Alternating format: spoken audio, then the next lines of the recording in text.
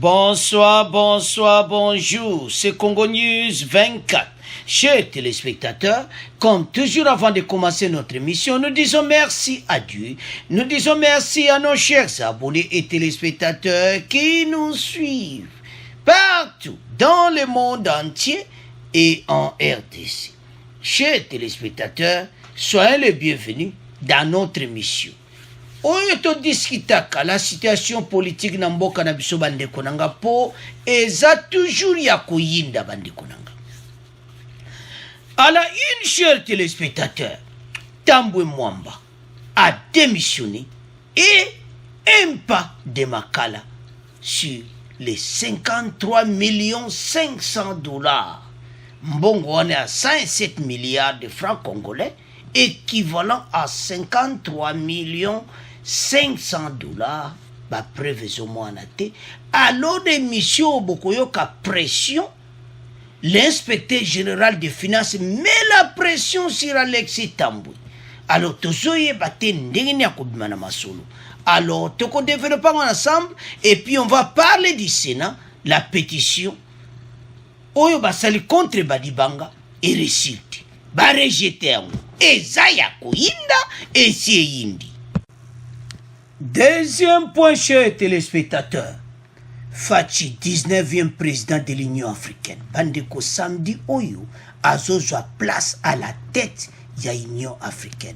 Aza 19e président depuis 2002 Oyo, organisation Oyo Bandaki. Alors, tokola d'interview Yantumba Bandeko yemuto aza ko diriger nini wana ko accompagner président yaza lokola coordonnateur du panel d'accompagner la mandature de Fachi à la tête de l'Union africaine. Tokolanda yebande koranga. Donc RDC na place oyo komi bande koranga et comme à niveau l'école. Il a même dit c'est significatif le retour de la RDC sur la scène panafricaine et sur l'échiquier mondial. Bande konanga toko landaye, toko développer ensemble. Troisième point, chers téléspectateurs. Oeza somo. Sokoza membre FCC donc melana maya vont yoka parce que batombo ki koleka même oyo to yoka ki. Et le binde komoko eza mo même AVCT. FCC a tombo ki alobi d'abord exact que Fachi a gagné Kabila. Donc, exact que Bango va utiliser ba moyen moko illégaux. Bande ko ba tombo ki ndenge mole boko yo ke za som. Alors, toko développer ensemble. Alors, chers internet, chers téléspectateurs bande ko nangai. Émission na biso bandi boyeb sa bande ko biso nyosto za la connecter po masolo ezali awa. La majorité za ya koyinda bande ko nanga. Premier point, somme. Inspection générale des finances met la pression sur Alexis Tambwe. Pression ko sakana ngoti. Bandeko. Bakeba kutani na questeur ya Assemblée nationale. Oyo zotala na makambo finance. Bandeko za somme. Alors, situation est complément mon boulot. Parce que Tambwe 53 500 000. Il y a détournement. À coûter de service rapport, tout batala ka finance à Sénat. Ba vandi sur les 107 milliards de francs congolais, oyo ba dépensé pendant janvier 2019 janvier 2020. Ah! Na 6 mois, 2 millions d'euros, on va gagner kanga donc. On est à suka kumetozo ya na poana mbongo mimi na pale. Liga bloka uteki mimi na pale do pale komi na bank. Ande ko nangeza somo. Boko yoka be extrait pas ces mawatu. Le président du Sénat de la République démocratique du Congo, Alexis Tambwe, a remis sa démission. Tambwe a démissionné, alors un pas de Makala. Surtout si c'est dossier à Tambwe, tokoya na pétition oyo ba rejeté on basa la contre badibanga basili na bon bateau. Alors avance Tambo a démissionné, donc clairement Tambo a comme libre à l'oppression et kaka lera démissionné pression yeli su ya kosakana ngote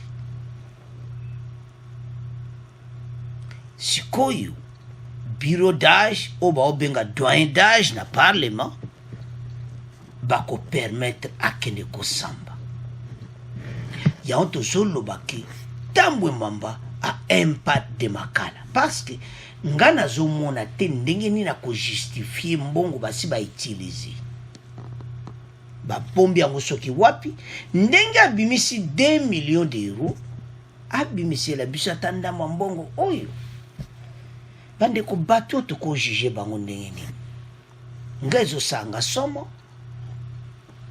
komona ki le pays oyebeza pauvre bopendi pe 53 millions justification AGF yazo comprendre ndi bazo ko justifier yango ti institution munene boyi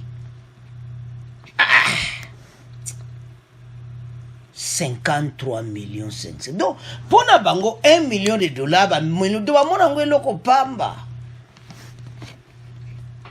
yango bo moni pays na biso. Donc je peux dire les lokola mutu ba yebi valeur mbo ba yebi mais tellement que ba sakana mbongo a Congo trop ba comme mona 1 million de dollars 1 million zango normal o yibi na yo 53 millions de zango le côté ya to loba si l'espace à 2 ans il a parvenu à détourner 53 millions 500 o yaza reproché passe à zoko a prouver en côté le déjà deuxième jour bon cinquième jour et zoko ka samedi et donc lundi déjà passe à convoqué à ça sur la immunité tessé longwe a démissionné ma sole sili yango bo moni FCC ba tombo kina ndia mukete na ndia démissionné ba lobi ma be mais toujours na point les apoisuka alors toujours mon ati à cause se justifier mbongo 53 millions 500 dengeni d'abord déjà une infraction aujourd'hui 2 millions d'euros na 1 million de dollars d'autopé ça peut être 3500 dollars au même on a parlé à banque na monde va commentaire bande uso le non parler ne kono la banque même là na parlé alors qu'à l'Assemblée nationale bazana coffre fort ya uchambo o mutakobi misango ezaka yi donc eza mawa comment ndeni pays na biso tambo ba mal wana je me demande mal comment ba espèce etambola kabo inyo bande ko pesa ba commentaire ba espèce ko tambola kabo iti o ezana no entre parenthèses kaka ato zonga d'émission mais ba espèce ko tambola kabo iti inyo sacré ba sala makasi ba pièce ba mbongo etambola kabo iti trop d'espèces nanzela erwana kaka mbiscade na bayaya oyo koko 3 millions yeke na ndako atambo bayaya balekana sikoyo tango bato na basala kama beba otala pe bala na peti do bato ba mema bala na pale donc sikoyo soko azozonga awuti musabisto toluka makamwa tu ebenda ka makambo ebele. Alors pourquoi impact de makala toujours mandena ko justifier ngote eza pasi pe mawa mboka eza kukufa na batuyo. Alors toyoka extra bongo to continuer mission na biso. Inspecteur général ya finance apesi mikolo mitano na questeur ya Sénat Molandi Waye Mosimbili Benga pe na comptable wa Yambo kolimbola ndenge koleka 107 milliards ya bafrancs congolais esalimelaki wuto janvier 2019 kinosuka ya 2020. Bureau définitif ekambama na Alexis Tambo Mwamba eboyaki buluki bosalama mpona misolo koleka million misato ya badollar ememamaki na ndako ya mokambi ya Sénat esi ezongisamaki na libenga ya Sénat. Alors, bande kodanga tolandi wana 53 millions 500 donc 107 milliards de dollars. Pression comme tellement makasi o ezali kolo ya Tambo Mwamba. Alors, akosala ndenge nini? Parce que mbongo wana bazwi paye certi boyoki na deuxième point na kan extrait que azongisi 2 millions d'euros na 1 million de dollars ezongi na caisse na trésor public na compte ya Sénat. Bandeko eza pasi mbongo yango mpe baotiela bango ebele boye nazoyeba te. Donc nam ye moko ministre ya finance moto adekesaka bambongo oyo akozala na problème sérieux na badossier oyo parce qu'il sera impliqué. Déjà azali soupçonné na bango na lingete na badossier ebele. Alors ministre ya finance ye mpe akozala na problème parce que ye azopermettre badekesema ya boyi. Eza mawa bambongo ekende na maboko ya batu bespèce. Donc ministre ya finance a un dossier pe ako répondre parce que bambongo kotambola boye te. Alors Tambwe akokende makala na ndenge makambo ezokende nazomona te. Dona kamere kalate ba vrai voisin pour citation ndenge komi boyi. Bandeko biso tozo reporter tozo tala ne dossier ezali donc nga nazokoka te d'abord ndeni ba espèce ami ebele boyi ezotambola. Mais bateau pensako bon wana eza kaka 2 ans bon siko pendant les 20 ans c'est presque payé à partir. Oh, les passés, on peut pas fouiller dans les passés, mais sikoyo, bakangi pino siko. Il y a une longue liste entre les mains d'Alingeti. AGF le bako tika mutu moko tetitan. Ba musuba omeka ba korompe ko simbati. Bako zala tous aux arrêts et puis toko yoka. Makala wane kotunda bato bazaki bentouchable soki ndeko congolais place ozozo mwate ke EDC échanger bango bazalaki bentouchable mutu akotouche bango azati.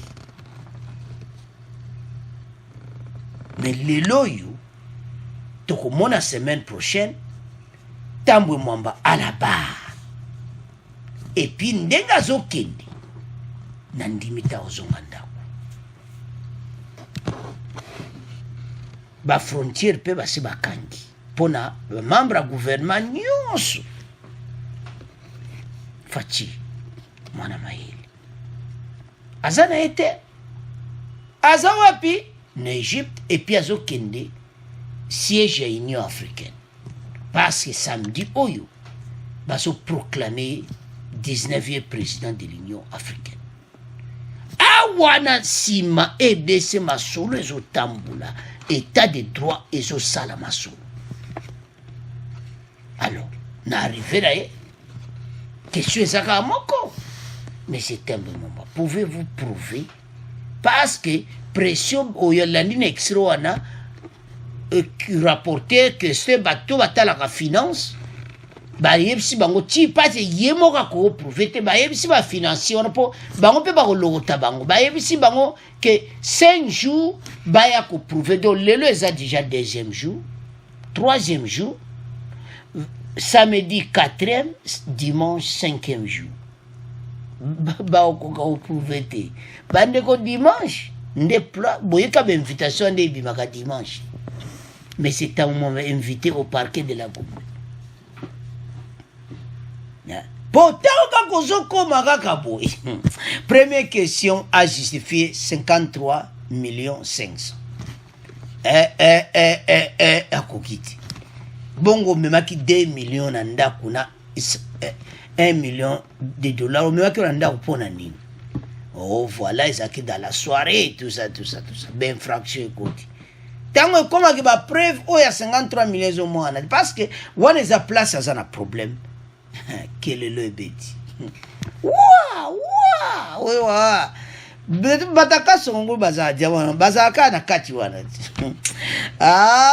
le procureur abetaka marto ba likolo ya mesa wana ku juge président moto abeta marto ale tambo mambo zare balekani na ye ti makala ekotikala histoire président de ya scénario bandeko ntango boyoka banombre bato bakokanga parce que problème ezalaki liboso eza ke bazali kopesa bango nzela te maintenant adémissionné aisili doyen d'âge ale balivre mbala moko bato baza na problème sur lui donc pouvoir esili nango alors tokende sikoyo na Badi Banga bango ntango bamoni pétition esalami ya tambwe quelques députés ya je m'excuse quelques sénateurs ya FCC PPRD basali pe pétition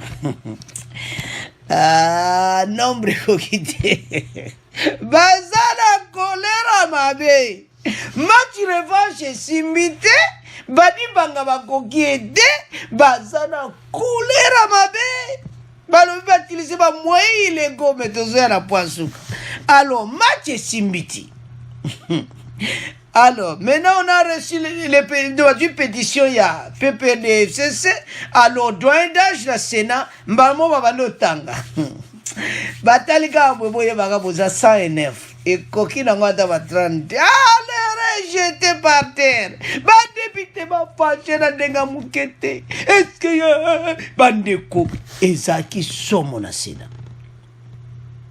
la pétition ya Badi Banga esimbi te alors bango sikoyo balobi me oyo eza mobulu pétition ne sikoyo barejete yango alors bango baza na colère ndenge barejete pétition wana sikoyo donc bazoluka eloko nini bakokosala mayele esili bango bandeko na ngai donc baliwana mayele esili bango bazoyeba eloko nini ya kosala te parce que pétition ya Badi Banga rejeté donc vous comprenez kakati hein? La pétition de déchéance contre Sami Badi Banga Tita, premier vice-président du Sénat, a été rejetée par la majorité absolue des sénateurs. Motif, absence non justifiée des pétitionnaires portant cette dernière. Nombre court. Boloba, si vous avez justifié, vous avez salango pourquoi? Le bureau d'âge a ainsi mis fin à la séance plénière de ce vendredi qui n'avait qu'un seul ordre du jour, l'examen des pétitions contre les membres du bureau de Tambou. Bango Touba démissionné, dont na Kamitatu, na rapporteur adjoint, rapporteur, bateau tout. Donc à mon bateau na questeur. Bandeko, bateau Touba diriger la finance, le cola bango Touba démissionné za somme. Alors, bandeko nanga, kope simbiti. Badi Banga, moi ba longole zate, parce que ba moniti na motif te, alors ba clôturer session, ba solesi sikoyo, ba toana tu ba longwe, IGF azo ya kusala masolo, IGL ya kuya, ba inspecteur général des finances, ba pese bango date, donc ce comme kaka toyoka invitation lundi, alors tambwe mawato. Et c'est ça, mais qui revanche contre Badi Banga et simbiti. Ba komi la colère à kusaka nangote. Alors, tu tiki premier point na bino, tu comme le Canada deuxième point. Alors, chers téléspectateurs, chers internautes, bande konangai, tout comme un deuxième point. Fachi 19e président de l'Union africaine, Tokoyok interview Yantumba.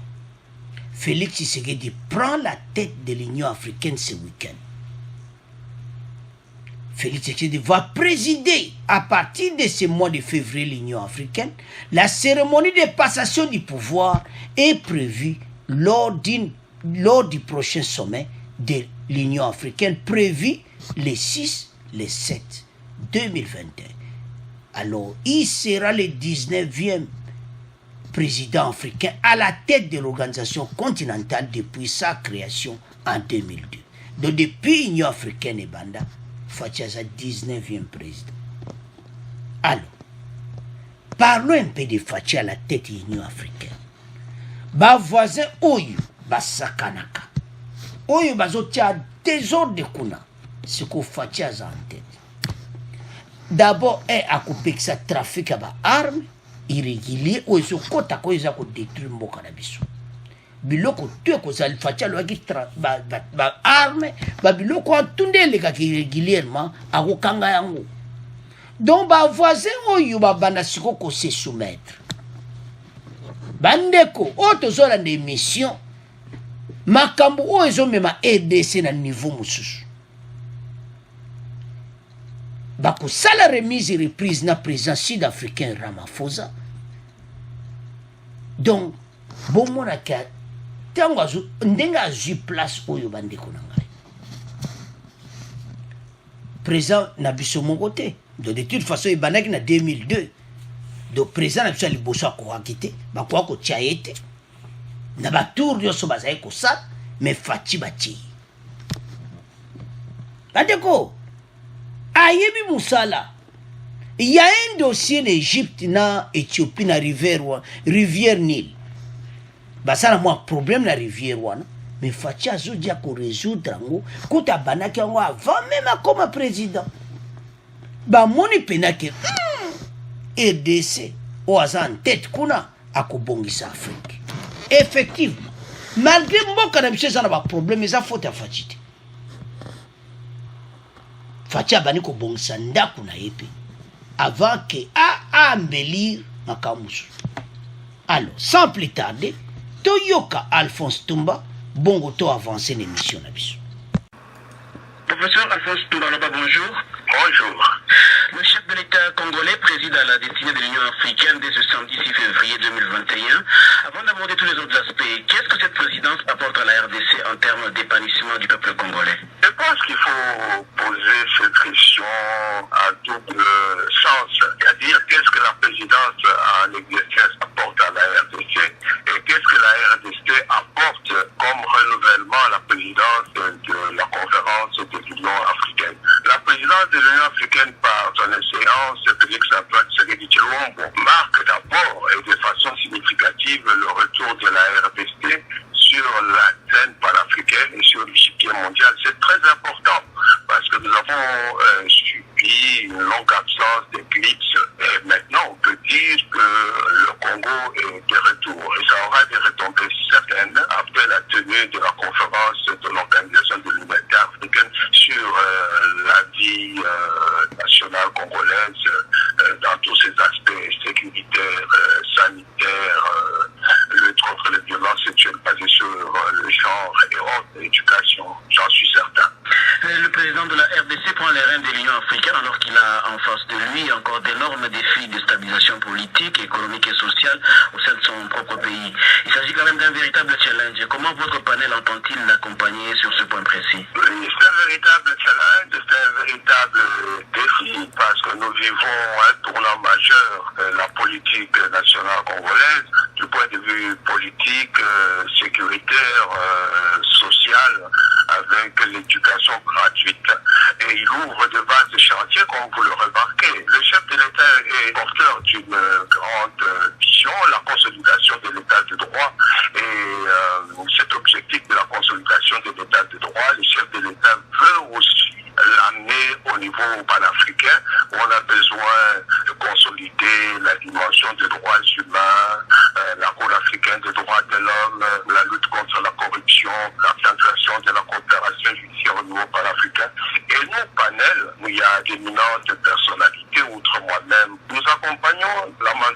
du président Félix Antoine Tshisekedi en termes de réflexion et de propositions. Nous l'assistons dans l'élaboration de ces positions continentales pour trancher les grands dossiers de l'Union africaine, mais aussi il sera porte-parole du continent africain dans les enceintes internationales, les forats internationaux. Là, il aura une double casquette, représenter l'Union africaine et en même temps la RDC. Notre plus grand défi, c'est la pacification et la sécurisation de la zone est et nord-est de la RDC, comme lui-même l'a souligné au Caire. Y a-t-il des opportunités qui peuvent découler de cette présidence de l'Union africaine qui pourront être mises à profit pour que les populations meurtries de cette partie du pays espèrent au moins avoir de paix? Moi, je suis très optimiste de nature et c'est pourquoi j'accepte volontiers de m'engager dans de tels combats. Et je pense qu'il y a là une opportunité à saisir, on ne doit pas la négliger.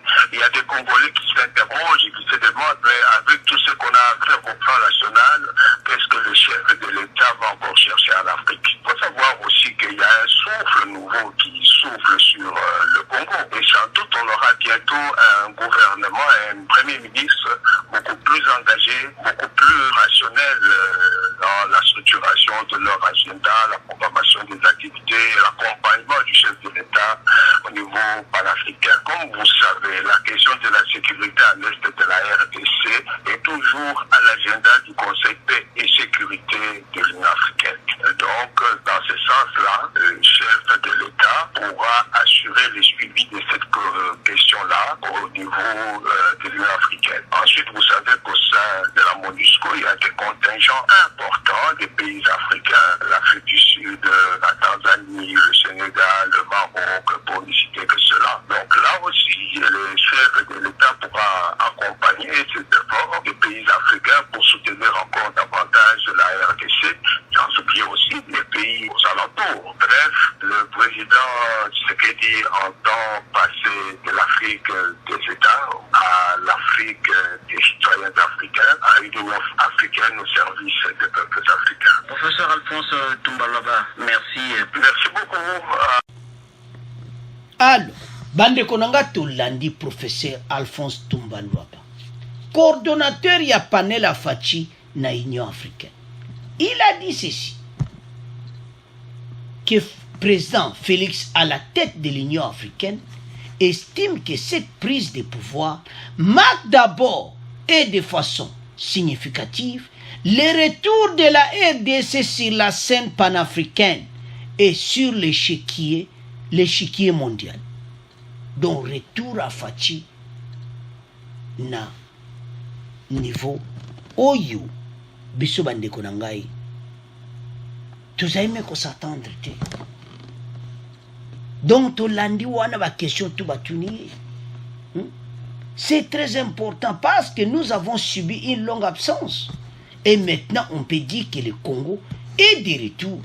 Et ça aura des retombées certaines près la tenue de la conférence de l'Organisation de l'Union africaine sous le maréchal Mobutu en 1967.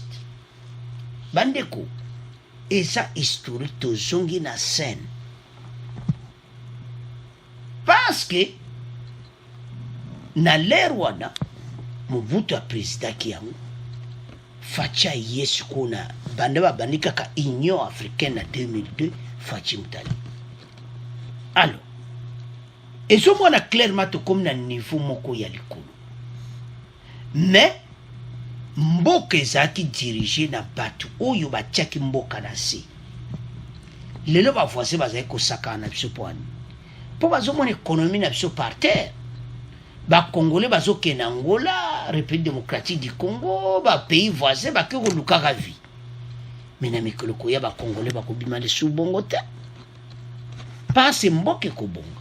Ba misale ko mwana.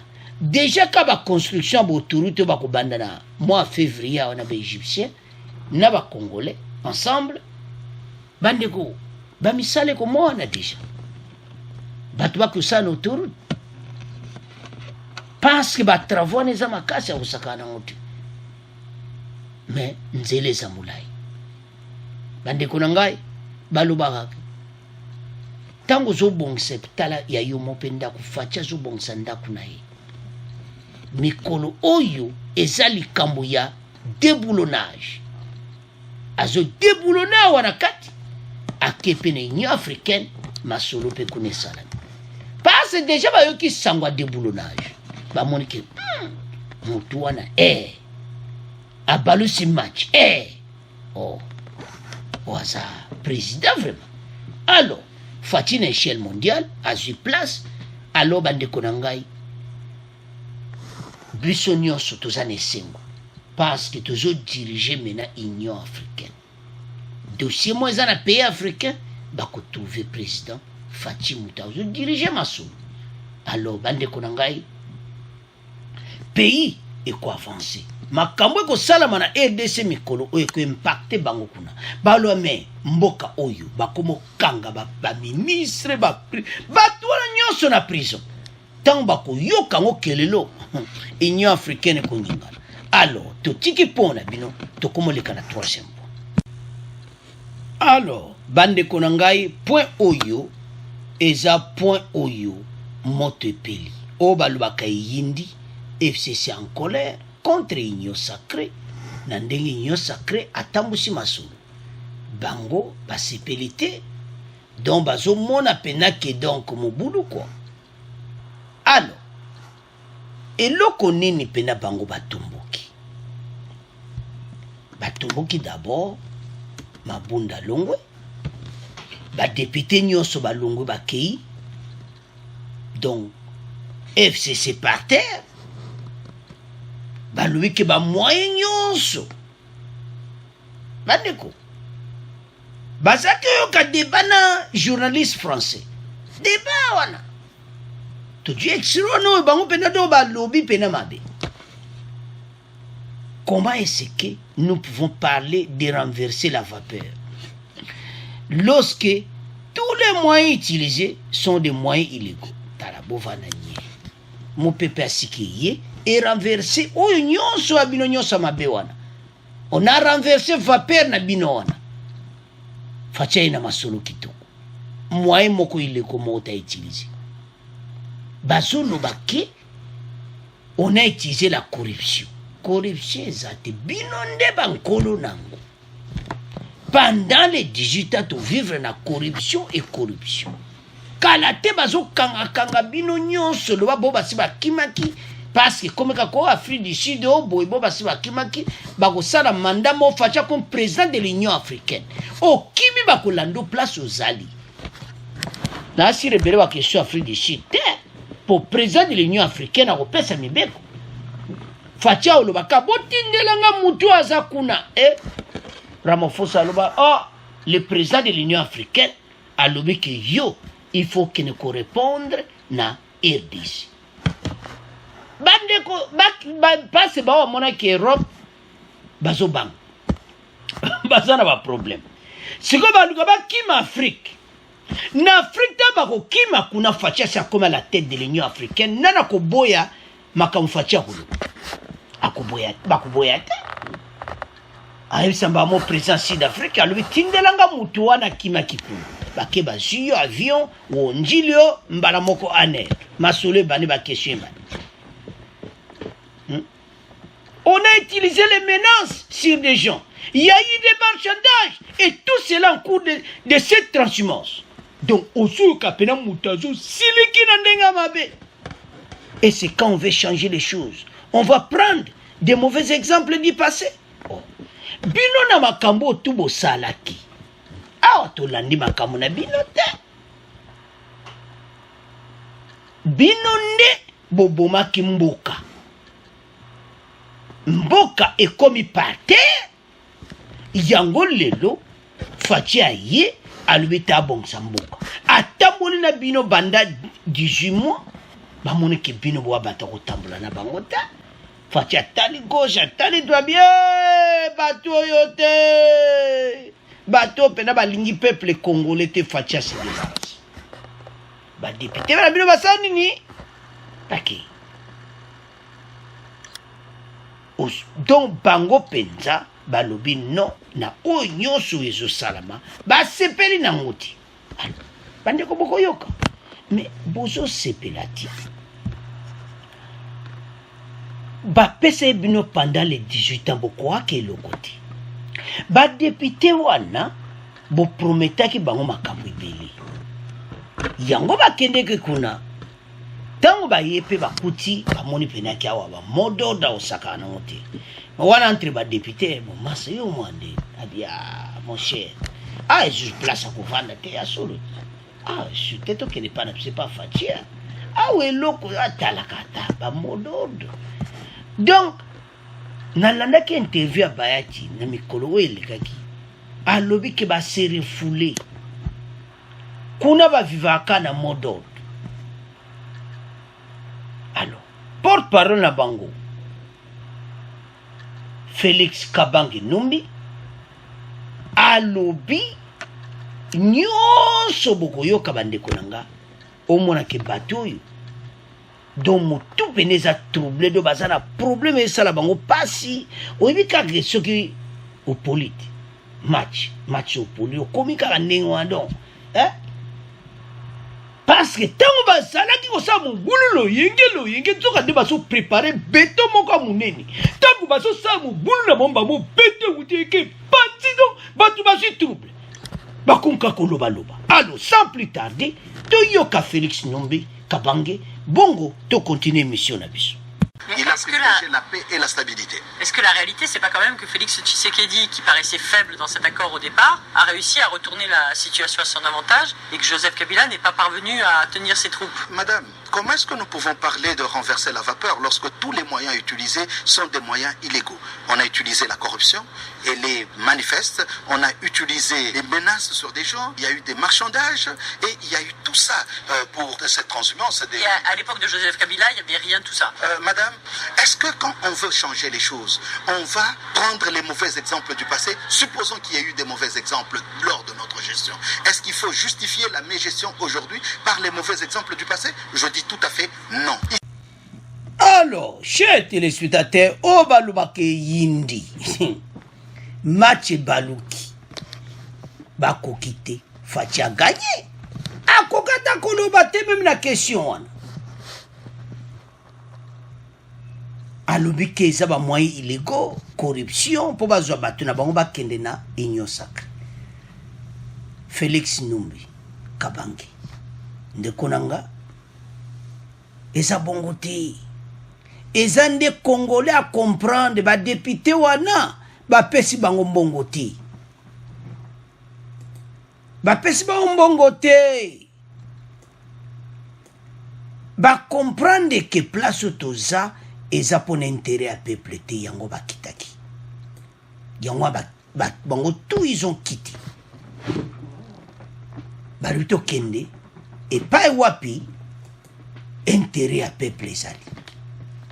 Ba moni ki bazaki na erreur. Tant yo comme koloba ki baptiser ba moyen moko illégaux, non. Bato yo bande konanga do baza troublé. Et ça le kolo bima ki okuta ndaku penda beto munene nyati pale nyonso. Ba bien nyonso ekei. Baza peno balwaka donc mutu ekomi na problème kaka ndeto mona mutu na nzela mutu na za jana AVC donc mobulu. Pourquoi? Parce que bandima kité. Situation de match tourné mwe bango bandima kité. Ba moneke bango kaka. Ba se diriger maso.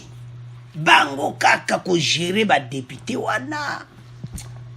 Yaba lobako les camboza les cam. Mais Félix Kabange, il faut savoir que oyo nyonso les chiens à bois, la caravane passe. Ma solo déjà Stamboli. Bokoko tumbo kandenge nini. Vous vous souvenez? Mabunda, mbalamo Alexis Ronsard balonda na ndenga trick. Debi nango yango wana. Batu bakoti na nzela babino Ronsard malonda ko leka présence unité. Peuple congolais wana oyo bande kwa FCC boyebaki. Peuple congolais wana za subongoti. Bande kwa FCC, peuple congolais za subongoti. mentalité ya sika kutu na kini mikolo oyo bazosala bapano bandeko union sacré bayina makambo te bapano ezosalama partout changement de mentalité toza na nzala oui mais to changer mentalité totika corruption parce que malasi ekobanda mais malasi ya mbala oyo eza différent parce que moto azokanisaka akimi nzokanda azaka na maboko ya justice aza na pays mobo ya afrika moki ase akimi ayebi te ke na mikolo oyo ekosimba te bakozwa yo pourquoi tozoloba bo mati echange na ndenge moke te bandeko na ngai onga na dio avion naki Afrique du Sud bon odusolaki okoti Zambie Afrique du Sud place ozali bakozwa yo bakorepere yo ndeni bakorepere yo Fachi akomi président de l'Union africaine Fachi soko asengi président moko africain likambo asala kosala ngo il faut atosa président en exercice eza kosaka te bandeko nango donc baza na pouvoir moko akosaka nango te parce que makambo oyo bandeko nango tozoloba tozomona ngo kaka boyi mais malasi ntango ndenge ezobanda parce que déjà c'est bandaki parce que déjà semaine prochaine oyo kaba intouchable bazokende makala bakwa ko justifier ba problème baza nango te